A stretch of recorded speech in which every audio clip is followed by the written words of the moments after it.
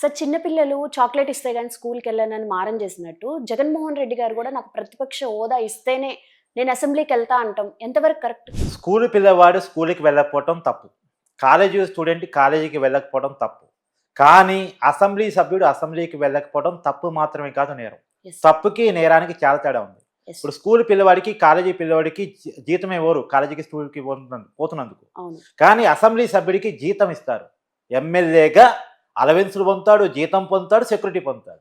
జగన్మోహన్ రెడ్డి గాని, అతనితో పాటు ఉన్న మిగతా 10 మంది ఎమ్మెల్యేలు గాని. యెస్. మరి అసెంబ్లీకి పోనప్పుడు వీళ్ళకి జీతాలు ఎందుకు ఇవ్వాలి? అలవెన్సులు ఎందుకు ఇవ్వాలి? సెక్యూరిటీ ఎందుకు ఇవ్వాలి? నువ్వు ఆఫీస్‌కి రాకుండా నీకు జీతం ఇస్తారా? ఇవ్వరు గదా!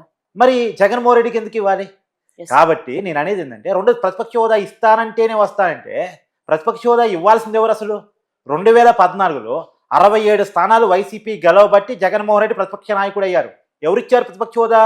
67 స్థానాలు ఇచ్చిన ప్రజలు ఇచ్చారు. అవును. 2019 ఎన్నికల్లో 151 స్థానాలు రావటం ఫలితంగా జగన్మోహన్ రెడ్డి ముఖ్యమంత్రి కాగలిగారు. ముఖ్యమంత్రి సీట్ ఎవరిచ్చారు? పదవి ఎవరిచ్చారు? 151 స్థానాలు గెలిపించిన ఆంధ్రప్రదేశ్ ప్రజలు ఇచ్చారు. రైట్. ఇప్పుడు మొన్న 2024 ఎన్నికల్లో నువ్వు ముఖ్యమంత్రిగా పనికిరావు, ప్రతిపక్ష హోదాకు కూడా పనికిరావని కేవలం 11 సీట్లకే పరిమితం చేసింది ఎవరు? మళ్ళీ అదే ప్రజలు. యెస్. ప్రజలు ఇవ్వని హోదాని అడగటానికి నువ్వెవరు, ఇవ్వటానికి వాళ్ళెవరు? యెస్. ఇది ప్రభుత్వం ఇవ్వాల్సిందో, స్పీకర్ ఇవ్వాల్సిందో కాదు హోదా, ప్రజలు ఇవ్వాల్సింది. ప్రజలు నిన్ను వద్దు అనుకున్న తర్వాత మళ్ళా దాన్నే రిపీట్ చేసి అడుగుతానంటే అది కుదిరే పని కాదు.